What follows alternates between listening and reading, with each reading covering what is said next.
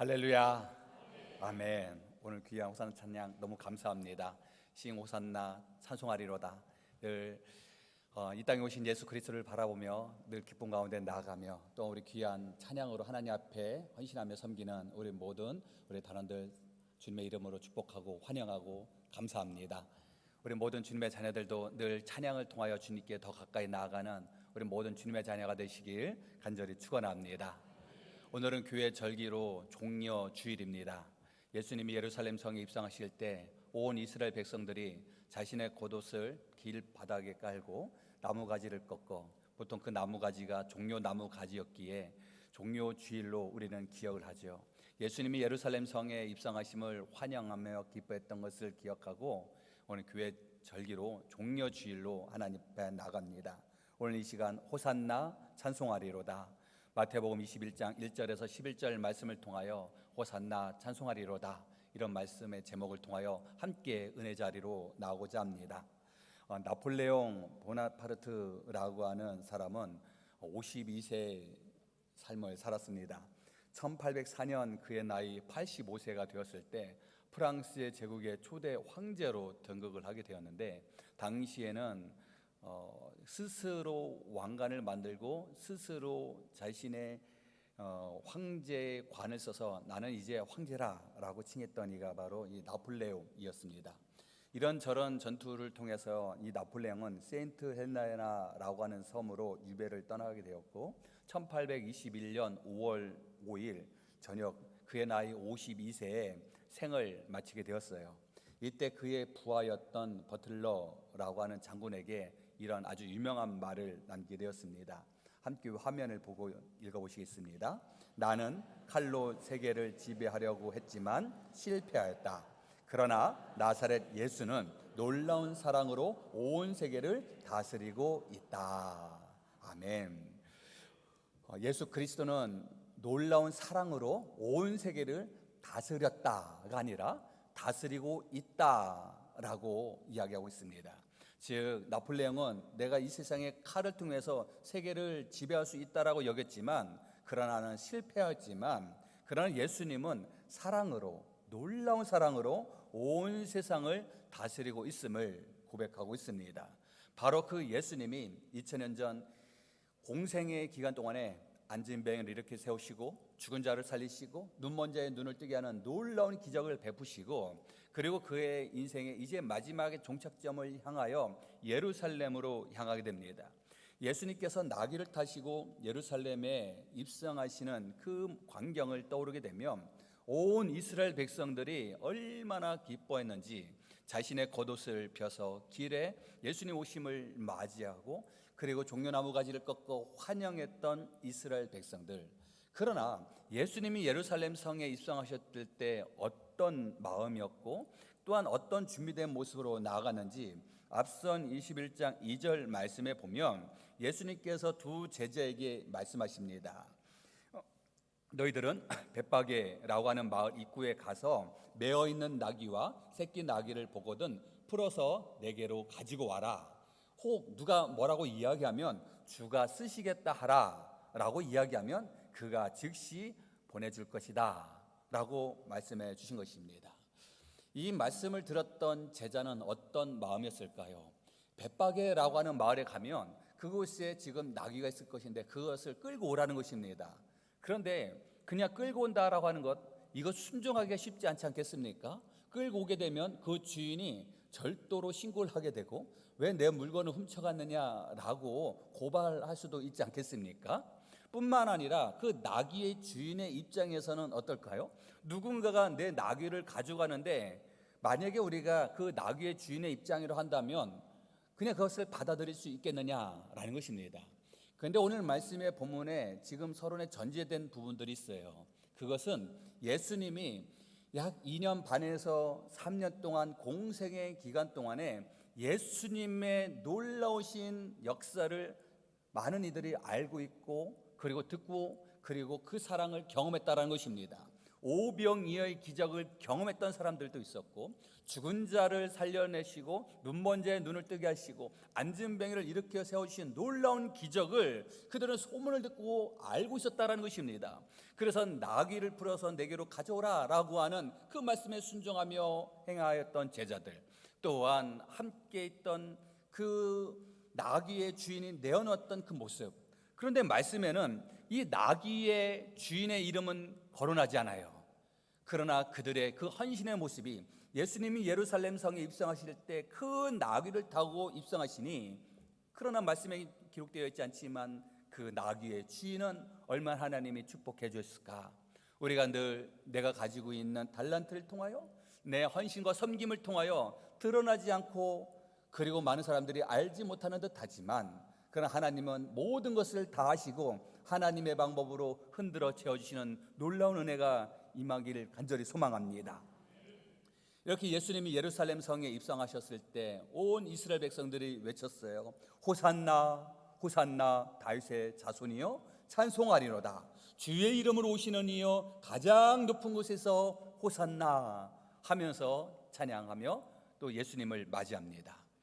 당시에 이 고대 시대 때 예수님을 맞았던 이스라엘 백성들의 이 모습은, 이 고대 시대 때 이 장군들이 전쟁에 나가서 승리하고 돌아올 때 환영했던 백성들의 모습을 떠오르게 됩니다.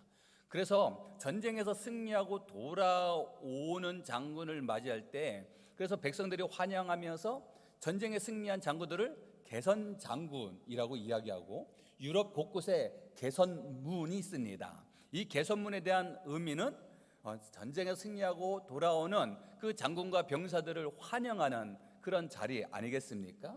그리고 그 자리를 통해서, 또 개선문을 통해서 그때를 기념하고 기억하는 것이지요. 고대 로마의 대표적인 개선문은 크게 세 가지가 있었는데요. 첫째로는 콘스탄티누스 개선문이 있었고요. 두 번째로는 이 로마가 예루살렘을 정복시키고 돌아오는 이 티투스 장군을 환영하면서 만든 티투스 개선문이 있었어요. 그리고 세 번째는 세베루스라고 하는 개선문이 있었는데, 사실 우리 개선문에 대한 것은 중요치 않아요. 그런데 중요한 것은 바로 이 개선문이 얘기하는 것처럼 전쟁에서 승리하고 돌아오는 개선 장군을 환영하는 것처럼 이스라엘 백성들이 지금 예루살렘 성에 입성하는 예수님을 보면서 이와 같이 기쁨으로 맞이했다라는 것입니다. 그런데 이 맞이하는 이 이스라엘 백성들의 마음과 예수님의 마음은 어떠셨을까?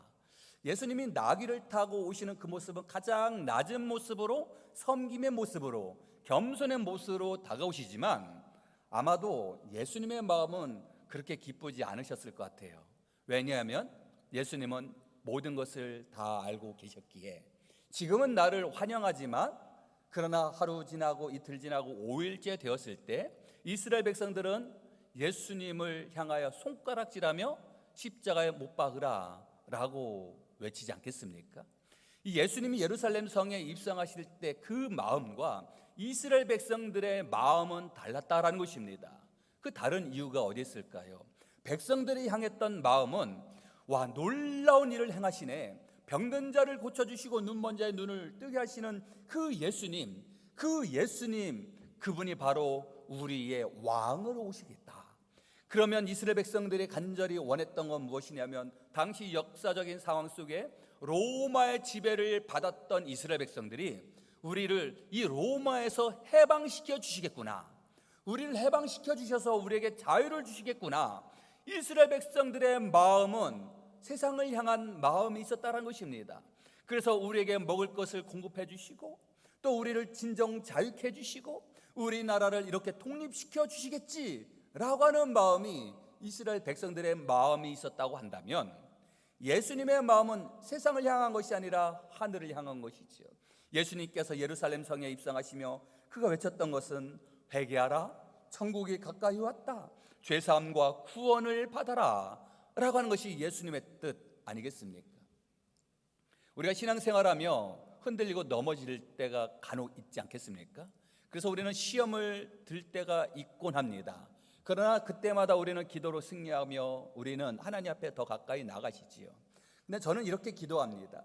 기도를 함을 통해서 나의 부족함을 채워주시고 나의 간절한 바람을 주님 이루어주시고, 주님 계획하였으나 하나님의 뜻이 무엇인지 하나님 앞에 나가게 하여 주시옵소서. 지혜를 주시옵소서. 담대하게 하여 주시옵소서. 하나님의 섭리 가운데 놀라운 하나님의 역사심을 경험하게 하여 주시옵소서. 성도님 한 분 한 분을 사랑하여 주시고 그의 아픔을 뒤로하게 하여 주시고 놀라운 회복의 역사, 치유 역사를 더하여 주시옵소서. 늘 변함없이 교회를 위하여 기도하면서 늘 마음에 고백하는 것 하나가, 그것은 그러나 주님, 내 뜻이 아니라 하나님의 뜻을 먼저 찾게 하여 주시고 하나님의 뜻을 헤아리게 하여 주시옵소서.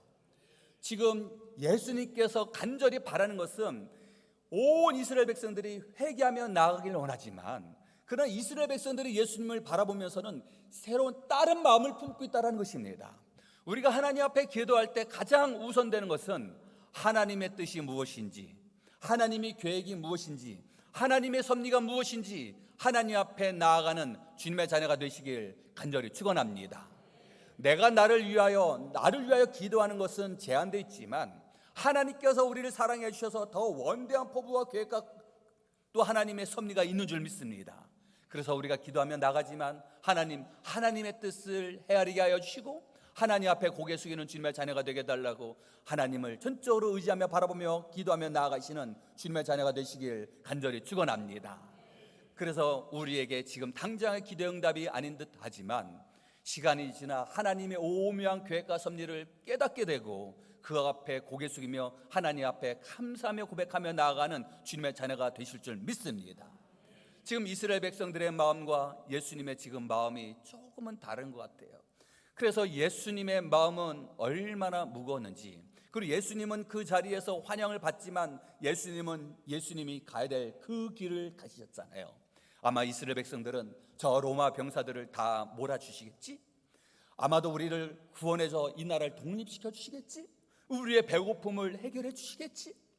그러나 예수님이 예루살렘 성에 가장 먼저 입성하시고 나서 첫날 하셨던 것은 성전 청결, 하나님의 성전을 청결케 하지 않겠습니까? 그 말씀이 이어지는 말씀 13절 말씀에 주님께서 말씀하십니다. 내 집은 기도하는 집이라 일컬음을 받으리라 하였거늘 너희는 강도의 소굴을 만드는도다.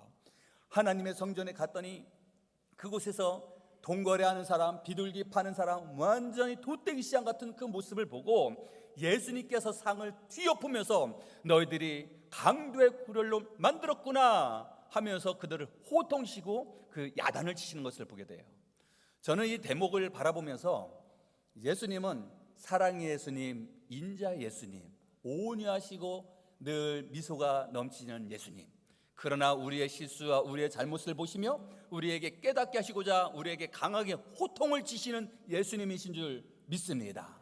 그래서 우리가 늘 주님을 바라보며 주님의 뜻을 헤아리며 내 뜻이 아니라 하나님을 바라보며 주님의 뜻을 바라보며 나아가시는 주님의 자녀가 되시길 간절히 축원합니다.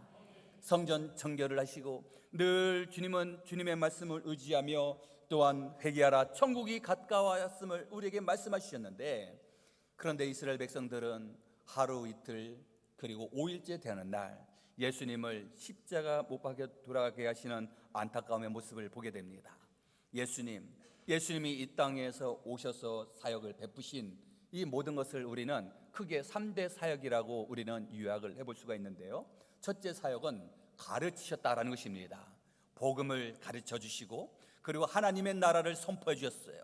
그 나라에 대해서 하나님의 나라는 마치 이와 이와 같다 하며 하나님의 나라를 또한 복음을 가르쳐 주시고 또한 전하셨어요. 바로 전파하심을 통해서 그 나라를 바라보며 너희도 믿고 따라야 한다. 나로 말미암아 너희들은 구원에 이를 수 있느니라. 참된 진리의 말씀을 통하여 복음을 전파하셨어요. 그리고 세 번째로는 치유하셨어요. 봐라, 내가 이런 놀라운 치유의 역사를 베푸는 그 능력은 하나님께서 나에게 주신 것이고 나는 하나님의 아들이다 라는 사실을 알려주셨어요. 그래서 예수님의 치유의 사역에, 예수님의 모든 사역의 4분의 3은 치유의 사역이었죠. 이 놀라운 치유의 사역 안에는 병고침의 사역뿐만 아니라 귀신을 내어 쫓는 귀신 축칠의 사역을 통하여 우리가 늘 하나님을 의지하며 하나님을 바라보며 하나님의 아들 예수 그리스도를 나의 구주로 믿고 고백하며 하나님 앞에 나아가도록 우리에게 바로 그 예수님을 보내주신 줄 믿습니다. 그래서 우리는 예수님을 바라보며 주는 그리스도시요 살아계신 하나님의 아들이십니다, 이 믿음의 고백으로 그 나라에 임하는 줄 믿습니다. 이렇게 예수님이 2000년 전 이 땅에 오시고 예수님의 놀라운 사역을 감당하시며 이제 예루살렘 성에 입성하시는 그 과정, 그리고 예수님이 이 땅에 태어난 모든 과정 속에서 가만히 바라보니 예수님이 오시기 전에 바로 하나님께서 수많은 선지자들을 통하여 바로 이 땅에 메시아를 보내주실 것을 말씀해 주셨습니다. 창세기를 비롯하여 민수기, 신명기, 이사야, 예레미야, 다니엘, 호세아, 미가, 나훔, 스가랴, 그리고 마지막 구약의 말씀 말라기까지 수많은 선지자를 통해서 말씀하시고 또 말씀하셨던 것은 어린 나귀를 타고 평화의 왕으로 예루살렘의 성에 입성하실 것 또한 말씀하시고, 그 말씀의 성취를 예수님이 나귀를 타고 예루살렘 성에 입성하심을 통하여 성취해 주심을 보게 됩니다. 그 성취의 말씀이 바로 오늘 본문에 있는 말씀 아니겠습니까? 뿐만 아니라 5절에 있는 말씀을 통하여 예수님이 오시기 전 구약의 수많은 선지자를 통하여 하셨던 말씀의 일부를 인용해 주셨어요. 5절에 있는 말씀이에요. 함께 읽어보시겠습니다. 시온의 딸에게 이르기를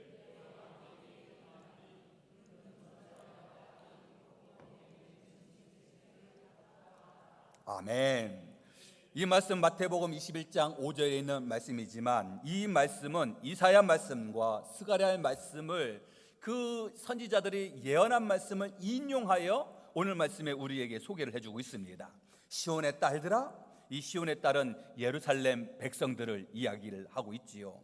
바로 이 땅에 왕으로 오실 분, 겸손하여 나귀를 타고 멍에를 메고 이 땅에 오실 것을 미리 말씀해 주셨고 그 말씀대로 실현이 되었던 것을 보게 됩니다. 그러면 이어지는 마태복음 11장 29절에 있는 말씀에 예수님은 또 이렇게 말씀해 주셨어요. 다음 화면을 보게 되면 나는 마음이 온유하고 겸손하니 나의 멍에를 메고 내게 배우라. 아멘. 이 말씀이 바로 온유하고 겸손한 마음, 예수님이 스스로 이렇게 소개를 하셨고 너희들은 나의 멍에를 메고 내게 배우라고 말씀해 주셨습니다. 온유한 자는 복이 있나니 팔복의 한 부분이 바로 온유한 자 아니겠습니까? 이 온유하다라는 단어와 온순하다라고 하는 단어는 같이 부드럽다라고 하는 뜻을 가지고 있지만 분명히 다른 부분이 있어요. 고양이와 호랑이를 보게 되면 같은 고양이과인데 고양이는 보면 귀엽지 않겠어요? 근데 고양이가 눈을 떠도 귀엽고 눈을 감아도 귀엽고 꼬리를 세워서 야옹야옹해도 귀엽습니다. 그런데 사자는 눈을 떠도 눈을 감아도 무섭습니다. 자고 있어도 가까이 갈 수 없어요. 가까이 갈 수 있는 유일한 한 사람은 사육사 중에 그 호랑이 담당하는 사육사만 가까이 갈 수 있지 않겠습니까? 부드럽고 온순한 듯 하지만 그러나 그 안에 내적 힘이 강함을 의미하는 이 온유함. 그래서 우리는 고양이를 바라봤을 때는 다가갈 수 있지만 그러나 호랑이에게는 다가가는 것은 결코 있을 수 없지요. 우리의 목숨이 또 어려움을 당할 수도 있지 않겠습니까? 그래서 온순한 사람은 부드러움, 마치 고양이 같다고 한다면 이 온유함의 힘은 내적 힘이 마치 고양이와는 달리 호랑이 같은 내 안에 내적 강함이 있는 것처럼 바로 온유한 자는 복이 있나니 예수님의 마음이 내적 강함이 있어서 온유하고 겸손함을 말씀해 주세요. 우리가 바로 말씀 안에서 거하며 내 안에 성령님을 모시며 이 땅에서 늘 온유한 모습으로 승리하며 살아가는 주님의 자녀가 되시길 간절히 축원합니다. 우리가 강하고 경직되면 금방 부드러워지지만 부드러움 속에서도 내적 강함, 여유 있고 부드러움 속에서 늘 내 안에 내적 강함을 통해서 하나님의 말씀을 전적으로 의지하며 나아가는 주님의 자녀가 되시길 간절히 축원합니다. 나의 멍에를 메고 내게 배우라. 주님께서 우리에게 말씀해 주셨어요. 예수님이 먼저 십자가를 짊어지고 가셨고 그리고 예수님이 먼저 그 십자가를 짊어지고 가심을 통해서 우리에게 주시는 말씀이 내가 너희의 모든 짐을 짊어지고 내가 가니 너희들은 십자가를 다 내려놓고 맨몸으로 따라와라. 이렇게 말씀하시지 않았어요.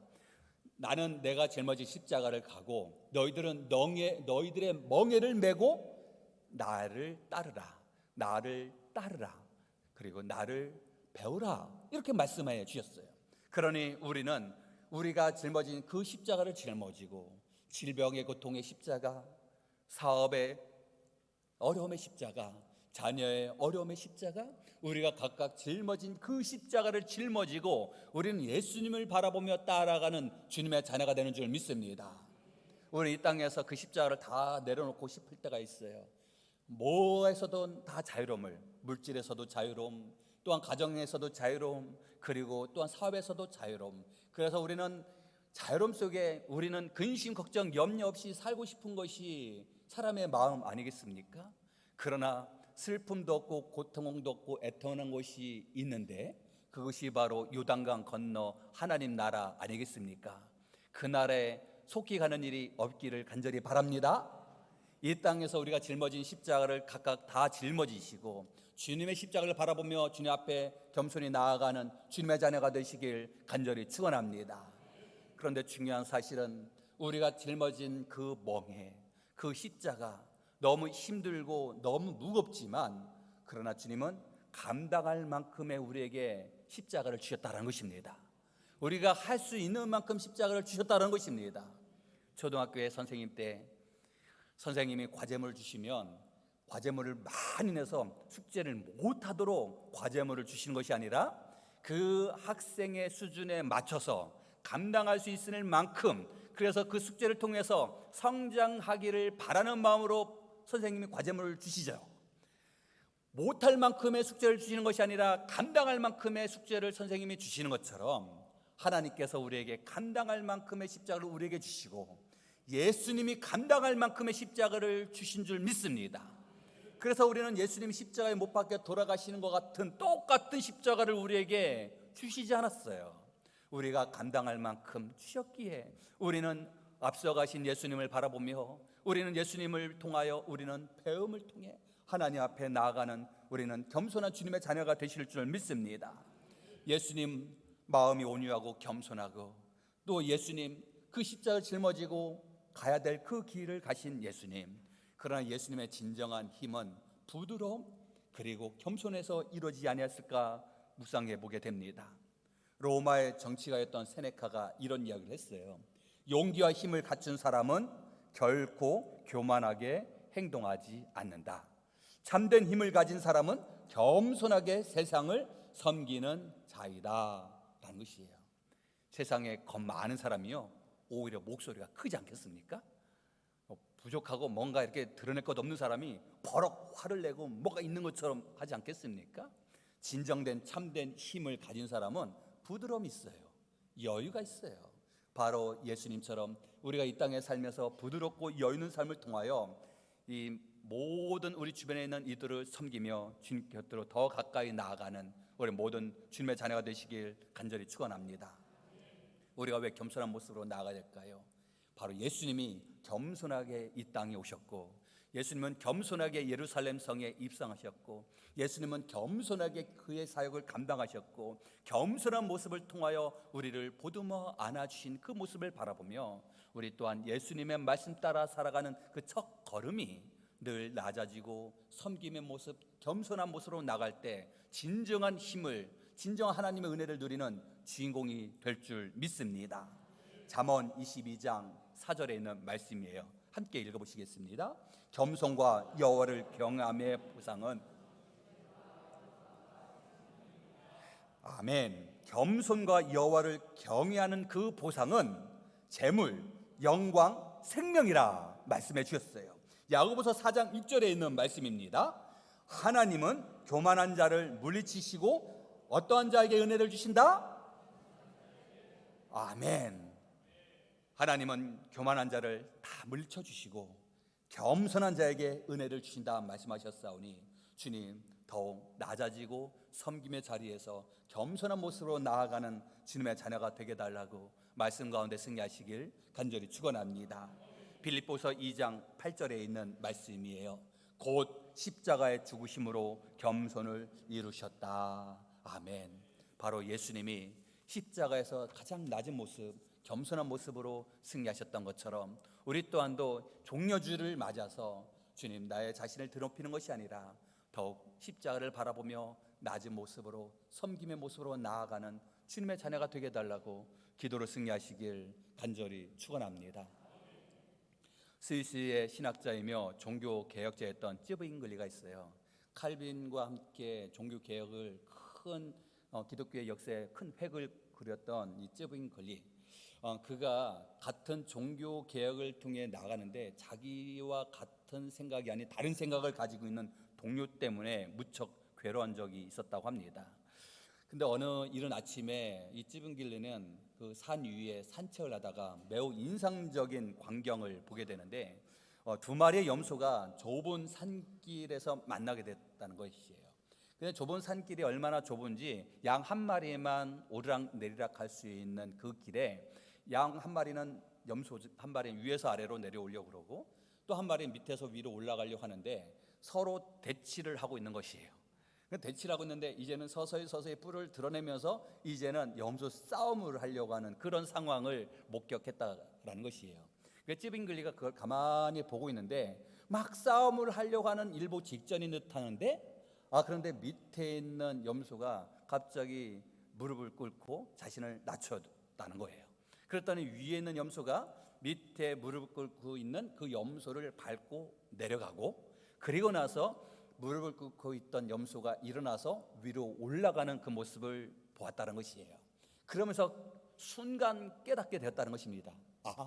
내가 가지고 있는 이 신념, 내가 가지고 있는 이 방법, 이것을 관철하기 위해서 그를 어떻게 설득시킬까, 어떻게 그를 내 사람 만들까, 이것 때문에 전전긍긍하며 생각을 하다가 그렇지, 내가 먼저 고개를 숙이는 것이 이로움이고 그리고 내가 큰 일을 이루겠다라고 하는 마음을 갖고 그의 마음에 평안함을 찾았다라는 것입니다. 예수님의 말씀 누가복음 14장 11절 말씀이에요. 함께 읽어보시겠습니다. 무릇 자기를 높이는 자는 낮아지고 자기를 낮추는 자는 높아지리라. 아멘. 우리 자신을 낮추면 낮출수록 우리는 더 높은 경지에 올라 하나님의 은혜, 하나님의 뜻 가운데 나아가는 주님의 자녀가 되실 줄 믿습니다. 그래서 우리는 우리의 삶 속에서도 늘 경험하며 이해하고 있지 않겠습니까? 그 사람의 강한 어주의 말보다 부드러운 그 가슴으로 아래는 따뜻한 말 한마디가 큰 힘을 발휘하고 있음을 우리는 너무너무 잘 알고 있습니다. 군대 안에서의 명령조에 의하여 명령에 복종하는 그 힘보다 그의 마음을 움직여 그가 움직이도록, 그가 순종하며 행동을 하도록 하는 것이 더 큰 힘이 있는 줄 믿습니다.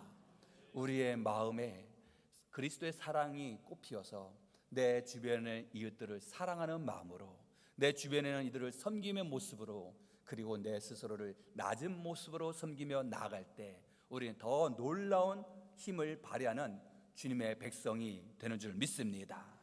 우리가 경배하며 찬양하며 우리가 믿고 따르는 그 예수님이 바로 강한 힘을 가지고 있고 모든 것을 할 수 있고 또 하나님의 아들이시지만 겸손한 모습으로 오신 그분을 바라보며 그분의 한 말씀 한 말씀이 우리의 심령에 녹여 우리가 이 땅에 승리하며 나아가는 주님의 자녀가 되는 줄 믿습니다.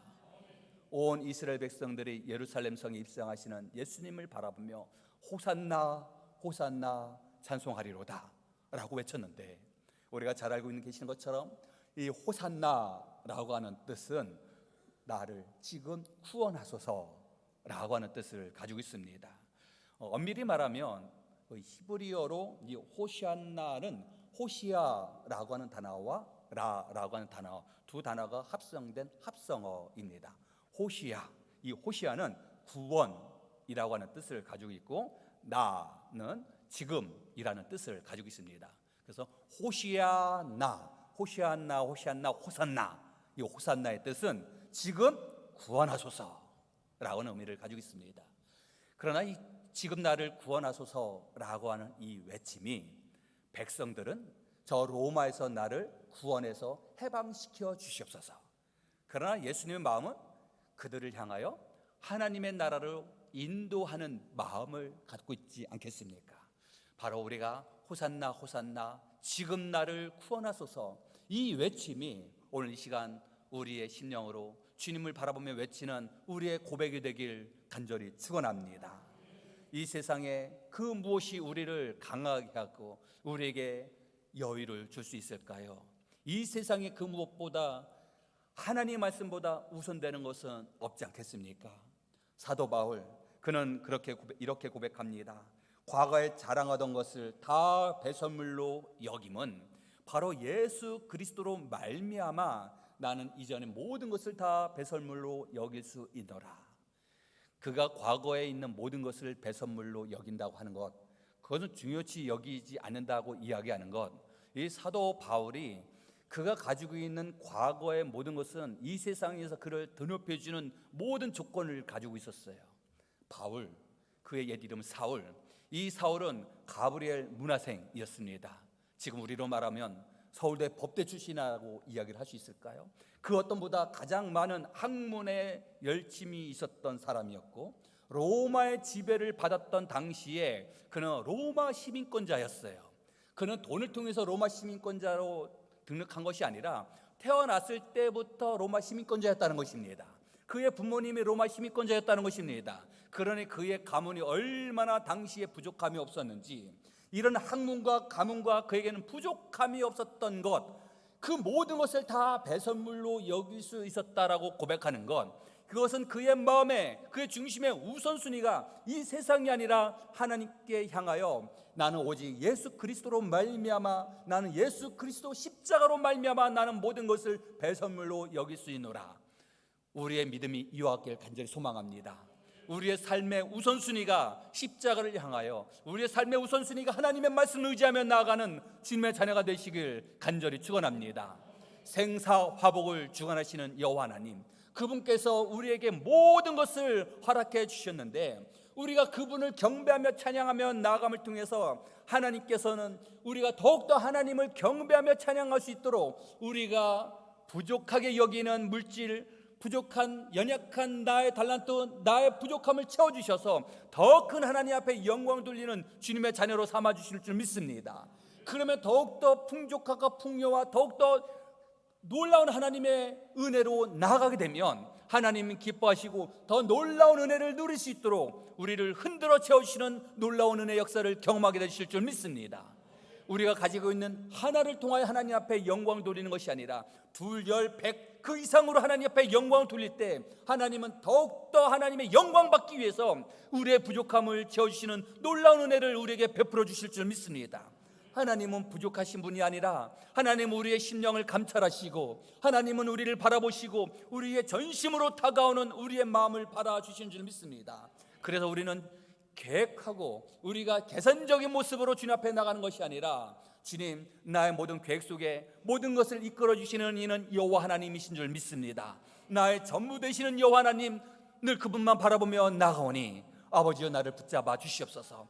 이런 믿음의 고백으로 승리하며 늘 예수님의 시각으로 그리고 하나님의 뜻 가운데 나아가는 주님의 자녀가 되시길 간절히 축원합니다. 2000년 전 종려주일에 온 이스라엘 백성들이 예수님의 예루살렘 성 입성을 환영했지만, 그러나 자기 뜻대로 그리고 자신이 원하는 바가 아닌 상황 속에 예수님을 십자가에 못 박혀 돌아가시겠던 안타까운 모습, 주님, 혹 이러한 실수를 범하는 이런 죄악 가운데 나아가는 이스라엘 백성들의 모습이 우리들이 되지 않도록, 아니 내가 되지 않도록 저의 믿음을 붙잡아 주시옵시고 주님, 저를 늘 회개 자리로 나아가는 주님의 자녀로 삼아달라고 깨어 기도하시길 간절히 축원합니다. 그래서 우리는 내일부터 우리는 한 주간 고난주간이라 고백합니다. 고난주간, 특별하게 새벽에 모여 함께 기도할 때 나의 연약함을 주님 채워주십시고 나의 눈물을 기도로 응답하여 주십시고, 또한 간절한 바람 소망, 주님의 뜻 가운데 놀라운 하나님의 역사심을 체험하는 은혜 시간이 되게 해달라고 작정하며 기도하며 주님 앞에 나가는 복된 은혜 시간이 되시길 간절히 축원합니다. 비록 예수님은 고난의 시간, 그리고 금요일은 성금요일 십자가에 못 박혀 돌아가시지만, 그러나 우리는 장사한 지 사흘 만에 다시 부활하신 예수님을 미리 바라봅니다. 희망의 예수님, 소망 가운데 우리에게 손을 내밀어 주신 그 예수님, 부활의 기쁨을 미리 만끽하며 늘 하나님을 경배하며 나아가는 우리 모든 주님의 자녀가 되시길 간절히 축원합니다. 내일부터 진행되는 특별 새벽 기도를 통해서 주님, 내 입술을 열어 주님 앞에 기도하니 응답 역사, 기도 역사를 허락하여 주옵시고, 혹 주님, 내 아픈 부분 주님 아신 줄 믿습니다. 그 누구에게도 이야기할 수 없는 내 막힌 담 주님은 다 아시는 줄 믿사오니 주님 앞에 참회하며 기도함을 통하여 주님이 부어주시는 놀라운 은혜를 체험하시는 놀라운 은혜 시간이 되시는 우리 모든 주님의 자녀가 되시길 간절히 축원합니다. 기도하시겠습니다. 사랑이 많으신 하나님, 감사와 영광과 찬양 올려드립니다. 오늘 주님의 말씀을 사모하며 주님의 성전에 모여 함께 말씀으로 나아가는 우리 모든 주님의 자녀들을 축복하여 주시옵소서. 2000년 전 예수님이 예루살렘 성에 입성하심을 기뻐하며 환영했던 호산나 호산나 다윗의 왕이여, 찬양하며 예수님을 바라봤던 이스라엘 백성들처럼 저희들도 내 안에 임하시는 예수님의 놀라우신 사랑과 성령님의 역사심을 바라보며 늘 기쁨 가운데 그분을 바라보며 맞이하는 우리 모든 주님의 자녀들이 되게 하여 주시옵소서. 예수 그리스도의 이름으로 기도드리옵나이다. 아멘.